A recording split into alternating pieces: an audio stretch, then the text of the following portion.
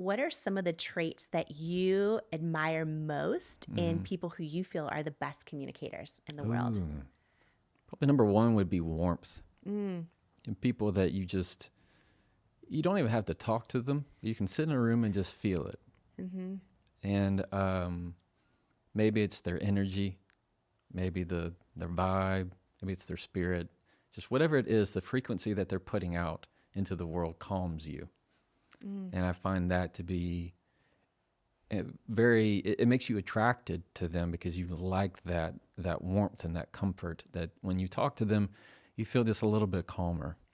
And so people who communicate very well are not only good at being clear and direct and assertive, but they're also emotionally intelligent enough to know when to slow down. Because things are so busy and we ramp up, but they know that good communication happens in the smallest of words, the shortest of sentences. When someone allows their warmth to just be, do you feel like it's easier to listen to them and be around them? Because I think a lot of people, especially women, feel like, oh, I've got to, if I show my warmth, I'm weak, and I need to, all the things. And I just think that's kind of powerful and insightful. What you just shared is that when you think of the best communicators, that there's a warmth. Yeah, well, I think you'd agree. You never want to hide your light, and I mean, there's so many opportunities that we have to do that, and it's leaning into it. If people feel like, well, I'm going to be weak if I'm perceived this way, just if you go by how you listen to music, things that are very fast affect you. It makes your mind race. When somebody's talking really, really quickly, and then you can't hardly understand what they're saying, and they're getting ramp up. That kind of gets you and your anxiety up. But people who slow down, they show more control. It's not the opposite. They show more control, more confidence. When you're adding distance to your communication, you are showing them that you are comfortable exactly where you are. And that also shines onto them to show that and where you are is okay too. One thing that you seem so masterful at that I feel like I need to work on more is this idea of pausing and of giving space. And this is going to be a big thing for everyone listening, because when we dive into all the different topics that are going to affect our lives in so many different ways, when we start applying the tools that you share, there's this consistent theme of pause and of space.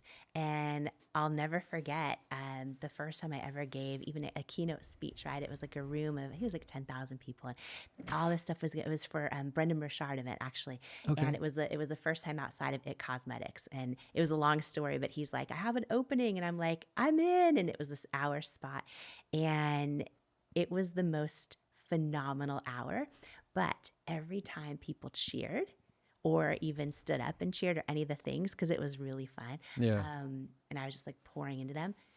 I didn't know how to pause. The second they started clapping, I didn't know, and I just kept talking. And I remember afterwards, he came up to me and he says, first of all, like he said a million great things, which I'm so grateful for. And then he's like, you need to learn how to pause and let the audience like have their moment. Like they're excited. They're cheering for you. They're into it. They're so excited that you overcame this huge obstacle. And I was like, I didn't know how to let the pause happen. Yeah. And what I love is you give so many examples in your book of ways the pause is so powerful, but just really high level. This is for everyone listening. I want you to think right now as you're hearing me and Jefferson talk about this. When you're talking with someone, do you ever just pause and like let there be space? And maybe you're looking at them in the eye, or do you start to feel uncomfortable and want to fill the space with words? Can you talk about the power of the pause, and how right now, everyone at home, like different ways you can use just pausing in your communication, and how it actually literally helps change your life? Yeah. The pausing is the most powerful tool you can use in communication, because it gives you time to choose things. It gives you time to choose, is this worth my words? Is this worth my attention? It also gives you a chance to calm your own emotions, to regulate your emotions. It gives you time to think. And when you're able to pause in conversation, it allows you to show control. if you were to ask me, Jamie, if you said, Jefferson, how was your day? And I immediately said, good. I mean, my day was fine. It was good. It was good. That tells you one thing. If you ask me again, Jefferson, how was your day? And I said, it was good. It was good. Very different connotation. Mm-hmm. What you're telling in the first one is, I didn't really listen to your question. The second pause is kind of clarifying of, I listened to you. When somebody even gives you 1 second, 2 seconds of a pause after a question, it tells you that they're thinking about it. And it's allowing you to show that you're actually acknowledging, taking it in before you just spit out a response right away. Because we're such in a world of immediacy, of texting back right away, saying that, having that clap back as soon as you get it out. And where the real power in communication is slowing things down. It's the pause, because it allows the other people, just like you said, when you're speaking to people and maybe they clap or they cheer, it's allowing them to contribute to the conversation. I just had a big aha moment, like a big aha moment. I'm ready. Because at our core, we all just want to be seen and understood and also feel connection and belonging. And so many people feel so lonely right now. And often, social media can be great in so many ways, but we're lonelier than ever. And one tip you just gave, I think this is so big, and I want to say it in the way where it really hit me, is that example you gave, because we all have this happen every day, right? How are you? We go and grab a coffee, and we might ask the person ringing us up, how are you? Or they might ask us, how are you? Yeah. And we just default, oh, I'm great, thanks, how are you? Whatever, boom, boom. Yeah. And we don't even know what we're saying. It's just like autopilot. And yet we're all lonely and we all want more connection. And we're like, why is my husband and I sitting here scrolling our phone and I don't even know how he is? I told him how I was, but I don't think he cared. Like, whatever our scenario is, or, moms at school drop off or whatever it might be. That example you just gave is so powerful and it's so relatable, because, when someone says, how are you? And you're like, oh, I'm good, thanks. There's pretty much no connection happening, right? And when someone says, how are you? And you just pause and you're like, you think about it, and then you say your answer. Maybe it's like, I'm good, or whatever it is. That pause instantly tells that other person, I see you. Yes. You matter to me. I'm giving you my energy and consideration because I care to connect with you over the question you asked me. Yeah, you got it. Holy moly. Yeah. That is like instant hack to connection with humans. And so many of us are just feeling like we're missing that in our lives more and more. I have heard you use the pause in so many different ways. And this is the first time I'm having this big aha over this. Because right now, every person listening, every person watching us, right now, today, they can walk into a coffee shop. They can look at the person sitting next to them in the room right now, right? They can, whatever, next time they're interacting with people and someone asks them this, or they ask someone else that, add this pause in it. Yes. Because then it almost catches someone off guard too, and they realize you're connecting with them. Right. You're connecting with them. Yes. When you're able to ask that question. I'm going to do this with my husband tonight. You should do it. I'm doing it tonight. You should. I'm doing it tonight. And I'm going to do it with my kids, actually. I'm going to do it with my kids too.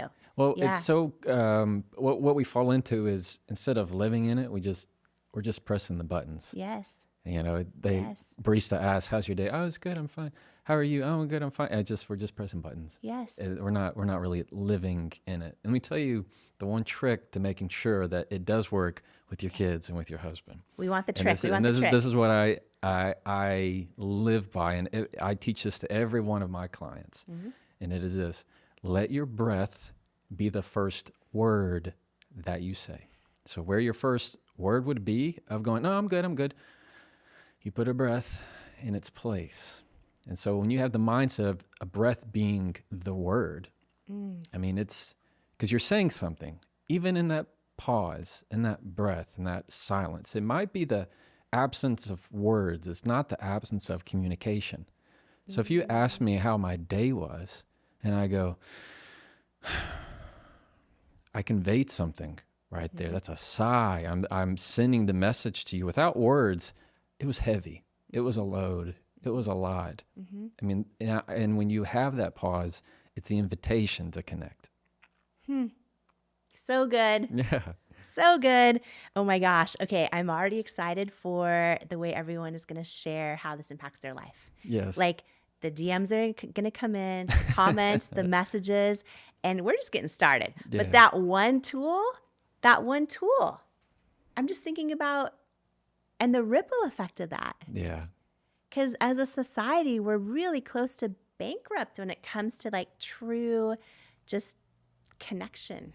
It with really each other. is. And the thing with communication, of what it makes it so important, on top of just the pause and the ability to take a moment and express how you really feel, is that what you say for the vast majority of your life is who you are.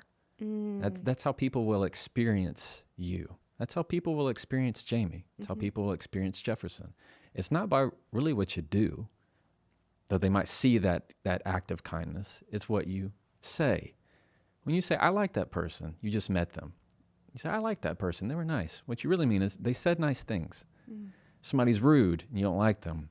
Yeah, that person's rude. Just means that what you heard is you didn't like. It sounded rude to you. So for the vast majority, it is your words is what describes who you are to those people. That's what's going to describe and evaluate your legacy. That's the ripple effect.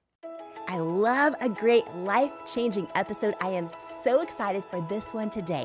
Did you know that how you communicate, how you argue, and how you handle the way others communicate and treat you can change every single part of your life? And today, we have one of the top communication experts in the world who's sharing the secrets and simple tools you can apply to your life right now, today, to help you improve your life at work, at home, and in your most important relationships.